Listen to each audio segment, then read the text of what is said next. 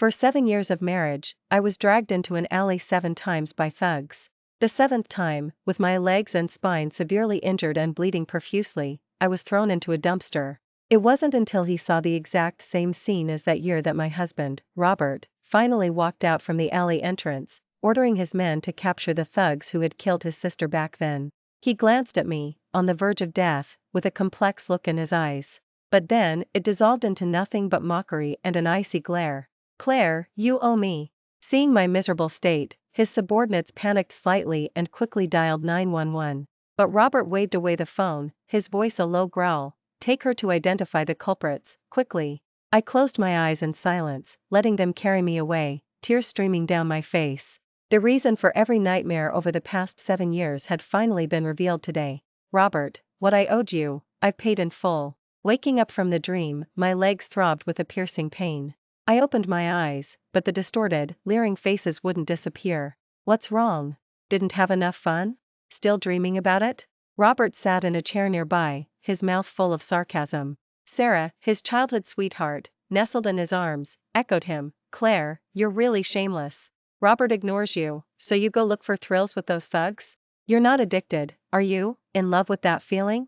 Otherwise, after 6 times, how could you still pretend not to know anything? The moment Robert called, you'd get all dolled up and go meet him." Yes, how could I have been so foolish? How could I have thought he was finally opening his heart to me again? Last night, Robert called me to that alley again. Although I already had my suspicions, I went with a sliver of hope. Sure enough, just like before, endless torment awaited me. I screamed his name, hoping he would hear me and come to my rescue, only to see him kissing Sarah at the alley entrance. For a full hour, he didn't appear with his men until the thugs were finished and leaving. By then, my lower body was soaked in blood, and my abdomen cramped in waves. Realizing I had missed 2 periods, I struggled to reach out to Robert for help. "Robert, the hospital. I think I'm having a miscarriage." Robert's brow furrowed, but Sarah quickly linked her arm through his, sizing me up. "Heaven is really being kind to you. It's good that it's gone. It would just be a bastard anyway if it were born. Isn't one bastard enough?" My stomach hurt too much to fight back, so I just looked at Robert. He turned away, leaving only one sentence. "Claire, when did you become so low?" But he forgot, the last time I was dragged into the alley was a year ago. How could I be carrying someone else's child? The hospital door opened again, pulling my thoughts back. The doctor came in to examine me. The blanket was pulled back. Boom. My mind went blank, and large tears rolled down. On the hospital bed were only half of my legs. I went mad, grabbing the doctor's arm and screaming, "Doctor, my legs? Where are my legs?" The doctor looked at me with difficulty. "Your legs were broken yesterday. You were unconscious, and your husband might have been afraid the condition would worsen, so he chose amputation." Amputation? Robert knew I was a dancer. Amputation was a death sentence for me. I couldn't help but lunge towards Robert, but I fell to the ground. Robert didn't move, just watched me, his eyes bloodshot. "Claire, you only lost your legs, but what about my sister? And my mother? Trading your useless legs for 2 people's lives, you got a bargain." My heart felt pierced by a bayonet. I clenched my fists tightly, my nails digging into my flesh, drawing blood. "Robert, what I owed you, I've paid in full." The day I was discharged, I went directly back to the estate to pack my suitcase. My 6-year-old son, Leo, stood to the side, his clothes torn, his body covered in bruises, but fire burning in his eyes. I didn't say anything, just took his hand and started to leave. But I ran into Sarah walking in, arm in arm with Robert. Seeing us holding hands, Sarah curled her lips into a sneer. "Oh, mother and son are getting along quite well, aren't they? Truly deep maternal love. It's not for nothing that you insisted on giving birth to this bastard back then." Hearing bastard, Leo instantly turned into a furious little beast, charging fiercely at Sarah. But his strength was too small, and Robert slapped him to the ground. "Claire, this is the bastard you raised. Truly, like father, like son." This son was forced upon me by Robert. Not long after the first time I was dragged into the alley, I got pregnant. I wanted to abort it, but Robert wouldn't allow it. He sent bodyguards to watch me 24 hours a day, forcing me to carry the baby to term. I knew, of course, that this was his punishment. Punishment for me to remember my sin for the rest of my life. But I never expected his punishment to be far more than that. Especially after he got together with Sarah, he subjected me to all kinds of humiliation, pushing me into the abyss again and again. What are you doing with that suitcase? Trying to leave before your penance is done? Robert finally noticed the luggage beside me and kicked it over. The clothes scattered everywhere, and a box flew out and hit the wall. Crack. The special locket inside shattered into pieces. It was the one Emily had given me before she left. Robert's eyes immediately recognized the locket, turning bloodshot. Claire, you're even stealing things? That was my sister's favorite locket. Slap. A harsh blow landed on my face. I stared at him blankly, saying stubbornly, I didn't, she gave it to me. Robert became even more furious hearing this. You're still lying? You were jealous of her dancing better than you, so you set her up to be assaulted and lose her legs, and now you steal her locket. Do you want everything she had? Someone, take off her prosthetic legs and make her kneel in front of Miss Emily's memorial plaque/photo to apologize. Several servants came up, grabbed my arms, pulled off my prosthetic legs, and pressed me to the ground. The still healing cuts on my lower limbs bled from the friction. The agonizing pain made me twist and turn, but I swayed, unable to find my balance. Sarah watched and laughed heartily. Robert, look, doesn't she look like a roly-poly toy? Sister, even though you can't dance anymore, you can still join the circus and be a clown. The servants nearby also burst into laughter. Leo stood to the side, his eyes icy. Sarah wasn't satisfied and pushed me again. I swayed once more but accidentally fell to the ground. My arm hit Emily's memorial plaque/photo, and the urn on top fell off and shattered everywhere. Seeing Emily's ashes turn into dust floating in the air, Sarah felt a little guilty and quickly said, Claire, you killed Emily, and now you won't even spare her ashes? You want to make her vanish into thin air? Robert grabbed my collar and lifted me into the air, his teeth grinding. Claire, my sister was kind to you when she was alive. Why? Why did you do this to her? What kind of deep hatred did you have for her? He stared at me fiercely, the rage in his eyes threatening to swallow me whole. I looked back at the man who had lost his mind, shaking my head repeatedly, my vision blurred by tears. After a long silence, with a bang, Robert threw me to the ground, leaving only one sentence, let her kneel here all night, and tomorrow, on my sister's anniversary of her death, she can personally atone.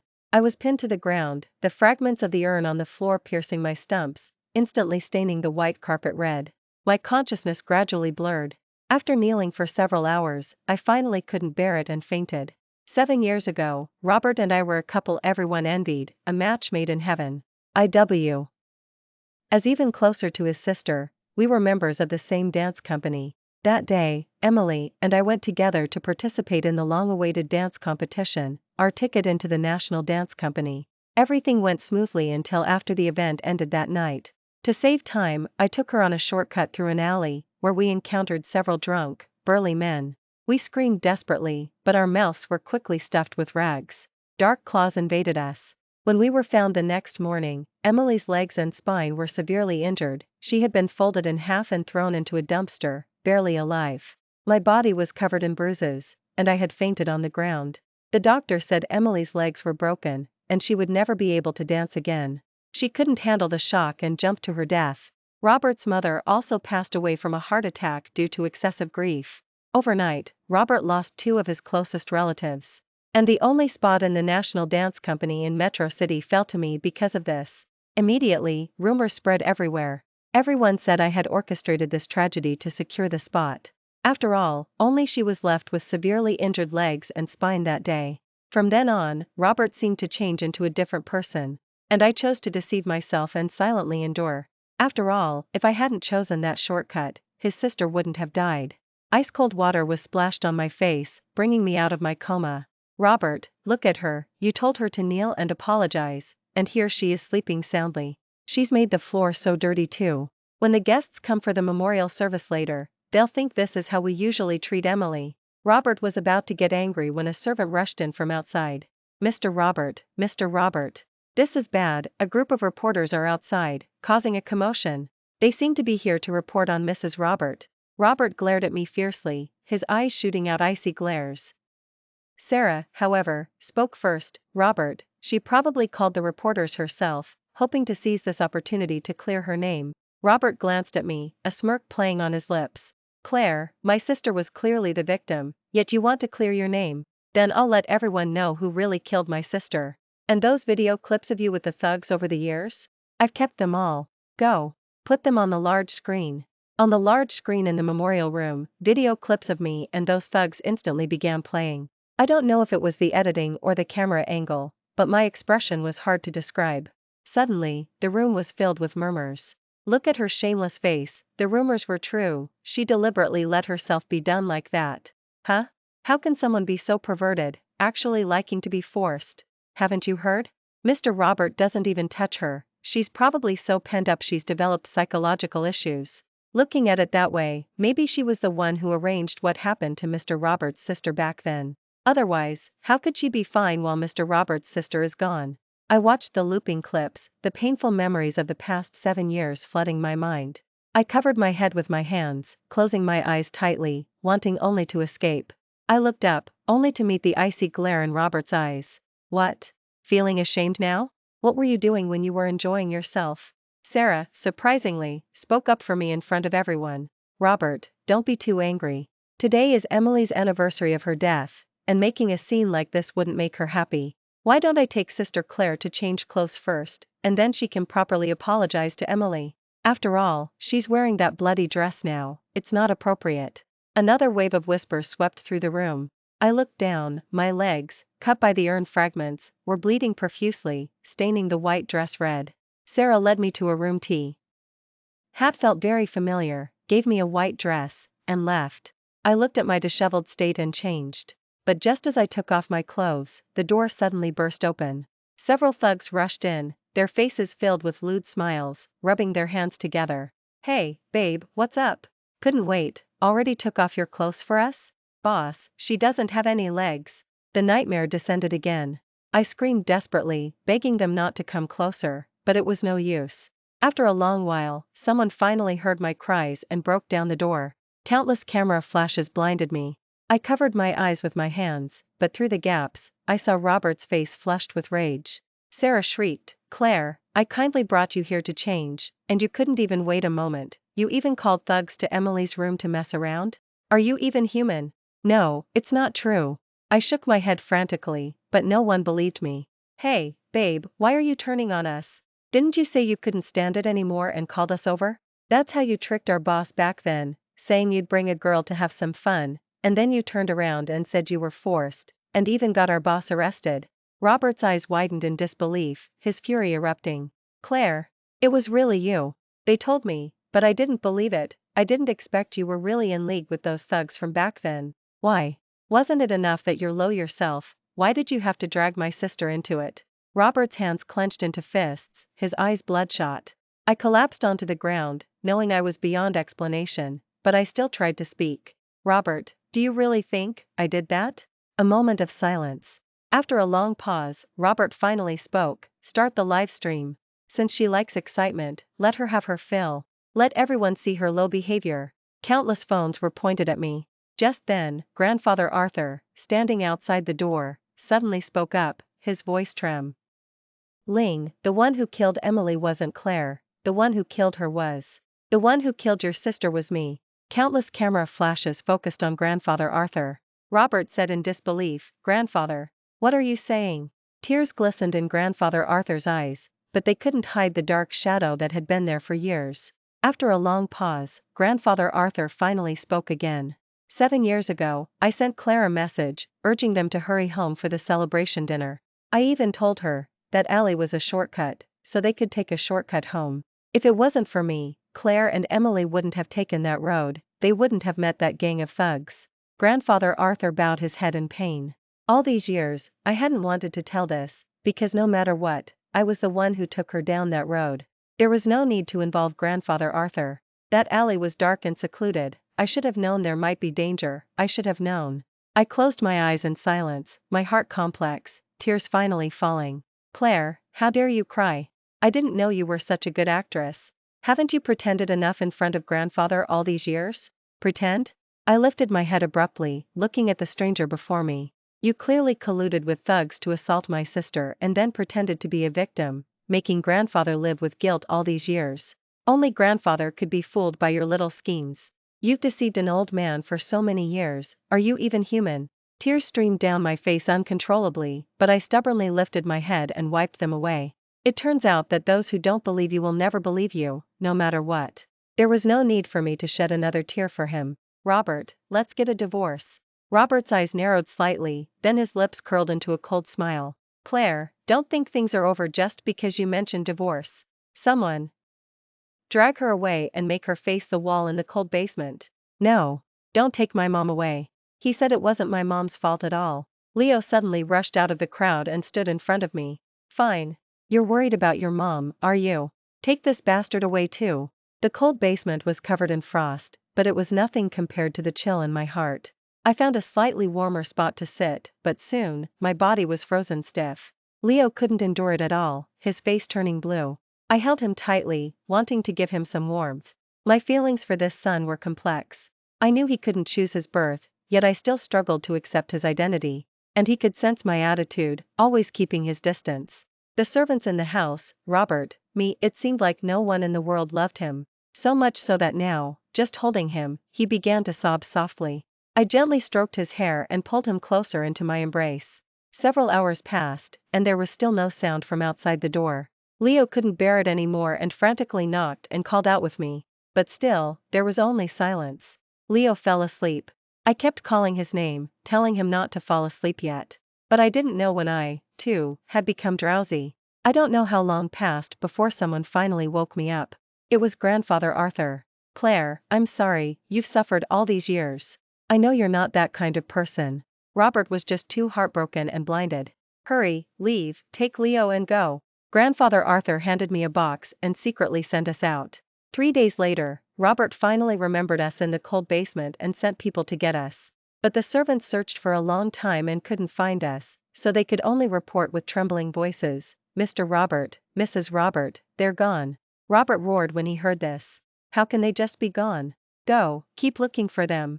If you don't find them, none of you come out either. Grandfather Arthur walked over and stopped Robert. I let them go. Robert, what kind of person do you really think Claire is? All these years, she knew I was the one who sent the message back then, but she never once said I was the one who told them to take that alley. All these years, I've lived in guilt, truly, living was worse than death. I've lived long enough, Robert. While there's still time, go find her. After saying this, Grandfather Arthur slammed his head against the nearby wall and died instantly. In an instant, Robert lost his last living relative. The pain of losing Emily and his mother 7 years ago struck him again, hitting him like a storm. At Grandfather Arthur's wake/memorial service, he helplessly lit a candle. Then he curled up like a child, drinking heavily. Scenes from the past 7 years flashed before his eyes. He seemed to suddenly remember what Emily had said to him before she left. Brother, don't blame sister-in-law. Recalling what Grandfather Arthur said before he died, he had to ask himself, did he really think Claire was that kind of person? But what had he done to her all these years? In the darkness, Robert saw Claire's eyes again. They were sad, enduring, and despairing. He tentatively reached out to grasp her hands, but he couldn't catch them. He woke up with his face covered in tears. In the large house, he was alone again. Suddenly, there were footsteps outside the door, tap, tap, tap, tap. That sound, he was so familiar with it. He turned back abruptly, his eyes blank as he looked up. Claire. Robert. The door opened, and Sarah walked in, her heels clicking. Yes, how could it be her? How could she possibly come back? Robert, why have you drunk so much? Sarah looked at the empty bottles on the floor and quickly helped Robert up.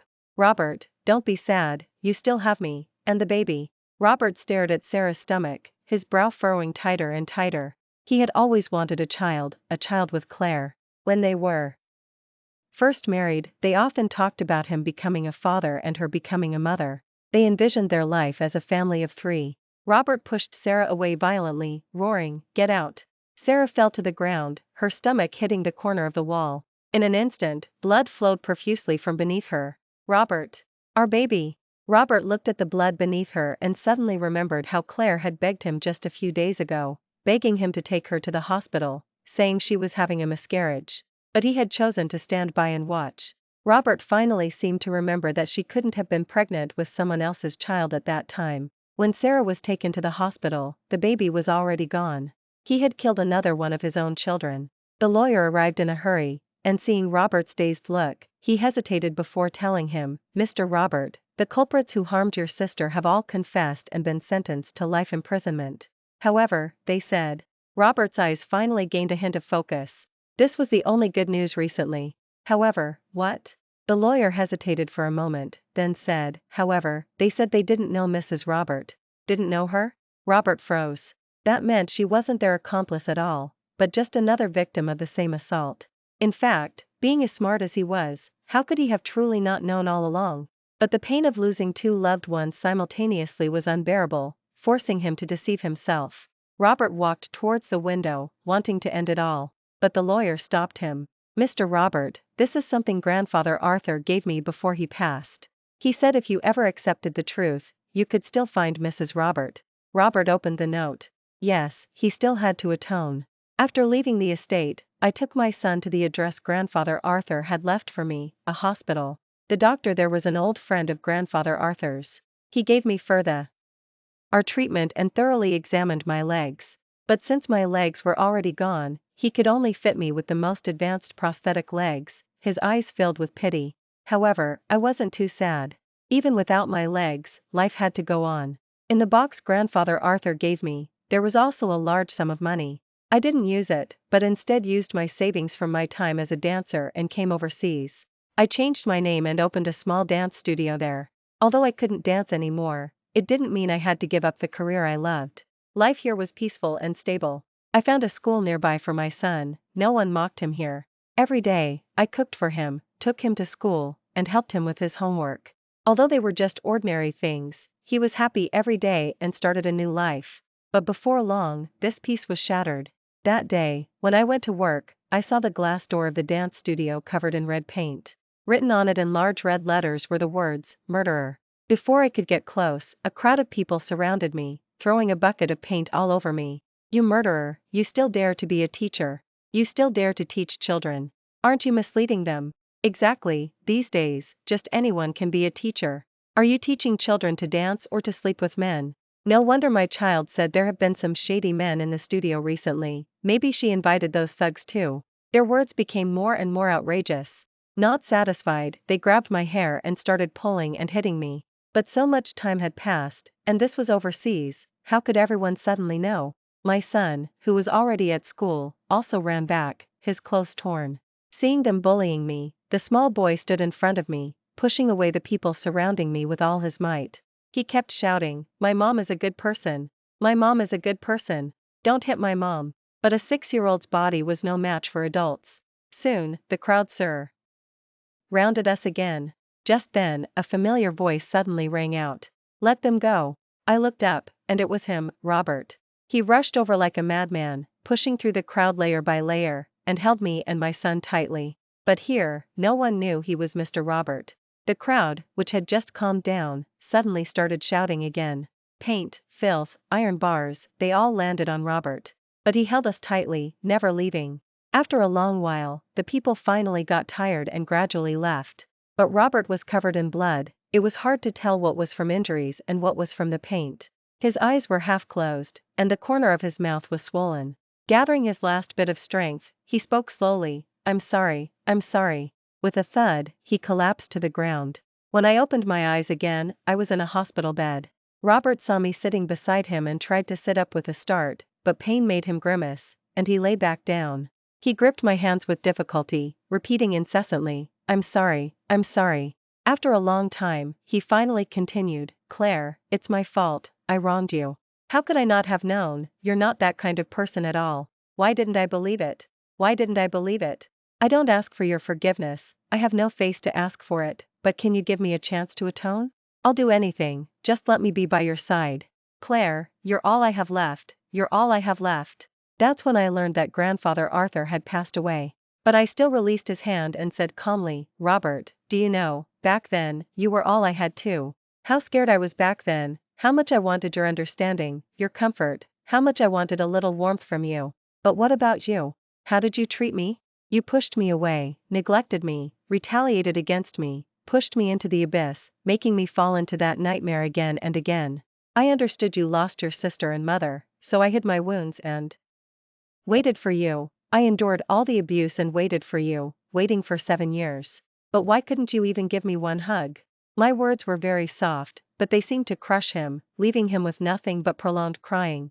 After a long time, Robert finally calmed down, his eyes red.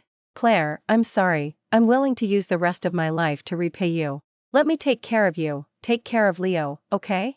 I stood up, smiled, and only left one sentence, Robert, but I don't need you anymore. From then on, I never saw him again, only occasionally came across news about him online.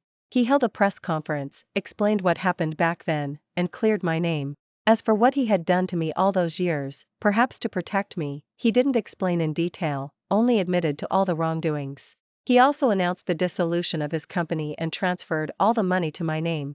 Public opinion online was one-sided, with netizens criticizing, how can there be such a man in the world? His own wife was assaulted, and he didn't care. Marrying someone like him is truly 8 lifetimes of bad luck. Yeah, have you seen the previous video? He even teamed up with his mistress to bully his wife and let people live stream it. He didn't even believe his own wife but readily believed outsiders. Rich kids like them, what real love do they have? When they don't want you anymore, they'll step all over you, not caring if you live or die. If you ask me, he's the one who should be dead. How dare he still live well? Does saying sorry and giving someone some money make everything okay? I closed my phone. Some things should be left in the past. But I kept wondering, those parents seemed to have come to retaliate with a plan. Some of them weren't even students' parents at all. Who were they, really? My life suddenly became peaceful again. The people who had caused trouble earlier seemed to disappear suddenly. And the real parents, after seeing the news online and learning about my experience, all expressed their understanding and support for me. I didn't take the money Robert gave me. Instead, he established the Children's Charity Foundation in my name. He also built a dance school both domestically and overseas, naming them Claire's Dance School. And the dance studio I founded became increasingly popular, with people signing up continuously. I thought things were finally over, but I didn't expect it wasn't. Perhaps it was the people who caused trouble earlier that kept bothering me. Although they no longer appeared, I often felt like someone was following me. But every time I looked back, I didn't see anyone. That day after class, I received a call saying I had a package to pick up. I was busy making dinner, so my son volunteered to go get it for me. But when I finished cooking, my son still hadn't come back. I called my son, but no one answered. The neighborhood security was always good, and the package pickup location was very close to where we lived.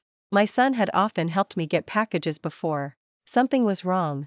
The delivery person just now was a woman, but our delivery person had always been a man. A bad feeling welled up in my heart, and I rushed out to check. On the ground, as if by some invisible pull, I saw fragments of the snacks my son had taken with him every short distance. Finally, where the snack fragments ended, there was another alley entrance, dark and secluded. It brought back bad memories. Suddenly, I heard my son's voice from the alley. I stopped thinking and rushed in to find him. But just as I got inside, someone held a sharp knife to me.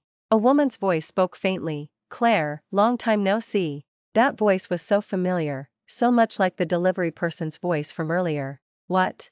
Don't recognize me? The person behind me moved around me, but the knife remained against me. In the moonlight, it was that familiar face, Sarah. It's you? Yes, it's me. Didn't expect that, did you? We me. E.T. again. What do you want? What do I want? I came to reminisce with you.